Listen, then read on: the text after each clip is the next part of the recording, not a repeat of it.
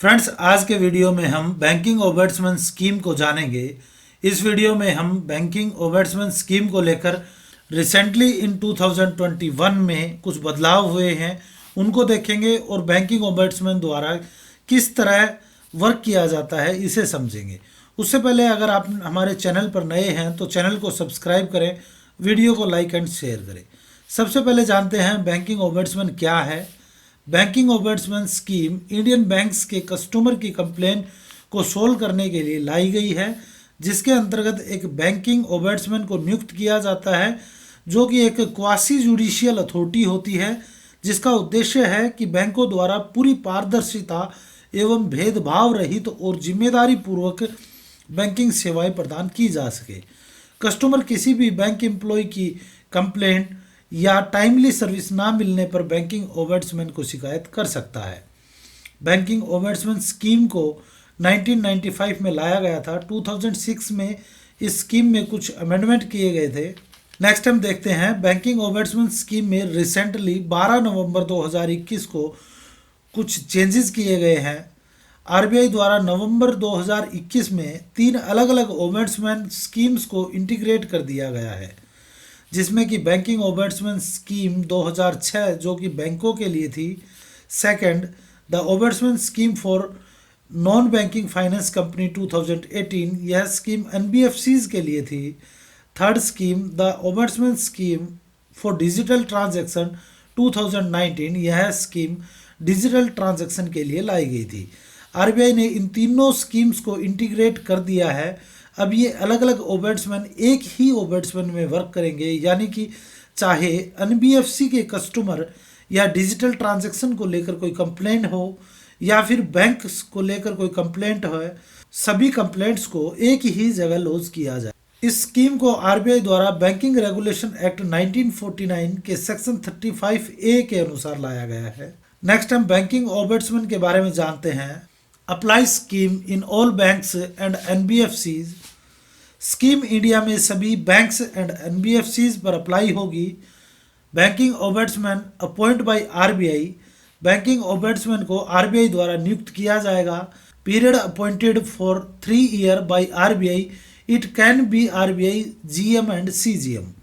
Banking ombudsman RBI के GM या CGM हो सकते हैं, जिनको कि 3 साल के लिए अपॉइंट किया जाएगा।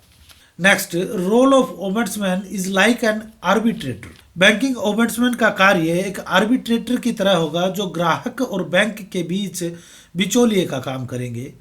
The expenses of banking ombudsman will borne by RBI, ombudsman में आने वाले एक्सपेंसेस को आरबीआई द्वारा वहन किया जाएगा, यानी कि कस्टमर के लिए यह फैसिलिटी बिल्कुल फ्री ऑफ कॉस्ट होगी। नेक्स्ट हम प्रोसीजर देखते हैं।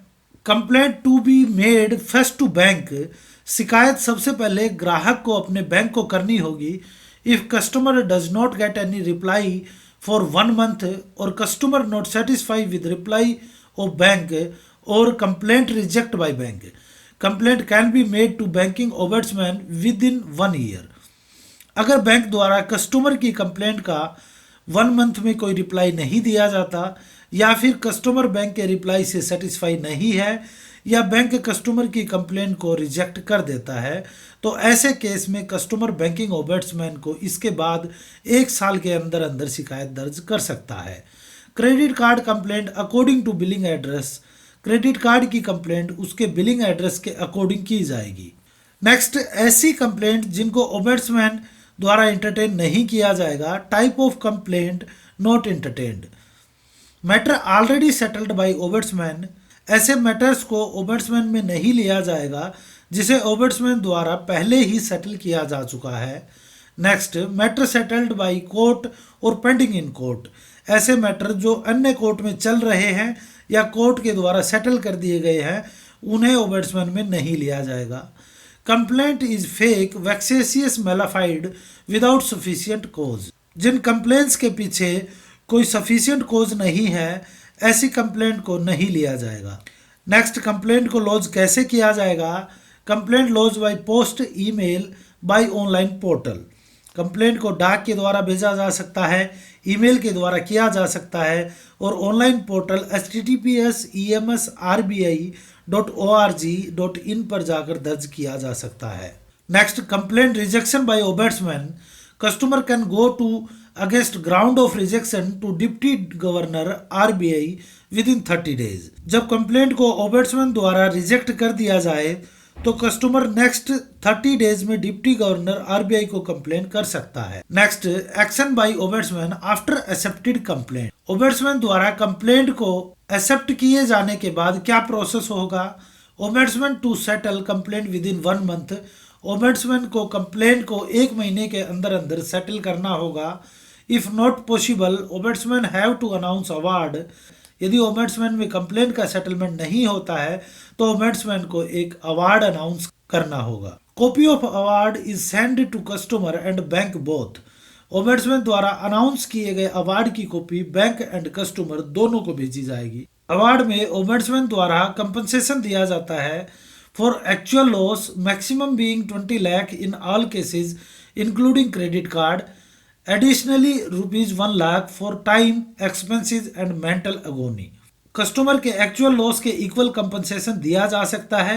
इसके अलावा अदर केसेस में अधिकतम 20 लाख रुपए तक कंपनसेशन दिया जा सकता है, जिसमें कि क्रेडिट कार्ड को भी शामिल किया गया है।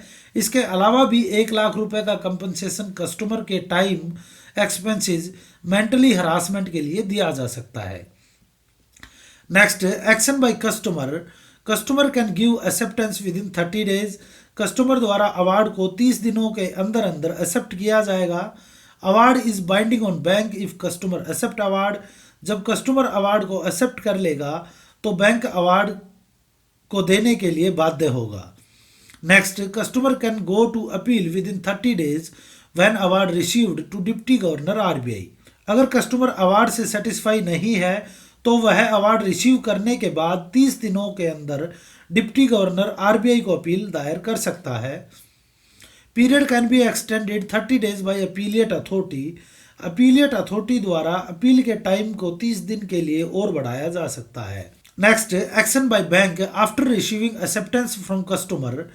Bank to implement the award with in 30 days and confirmation send to banking ombudsman. Customer के द्वारा अवार्ड को एक्सेप्ट किए जाने के बाद बैंक को इसे इम्प्लीमेंट विद इन 30 डेज में करना होगा और कंफर्मेशन बैंकिंग ओबड्समैन को भेजनी। Bank can appeal with in 30 days to deputy governor with permission of bank CMD ED CEO. यदि बैंक अवार्ड से सेटिस्फाई नहीं है तो बैंक द्वारा भी 30 दिनों में अपील दायर की जा सकती है, लेकिन इसके लिए बैंक के सीएमडी, ईडी या सीईओ से परमिशन लेनी होगी।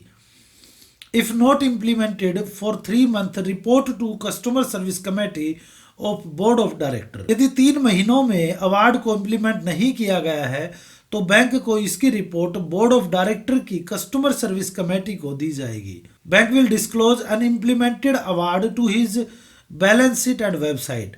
अनइम्प्लीमेंटेड अवार्ड को बैंक की बैलेंस शीट एंड बैंक के वेबसाइट पर डिस्क्लोज किया जाएगा। फ्रेंड्स, आज के वीडियो में हमने इंटीग्रेटेड बैंकिंग ओबड्समैन स्कीम को जाना। मिलते हैं नेक्स्ट वीडियो में। Thanks for watching this video.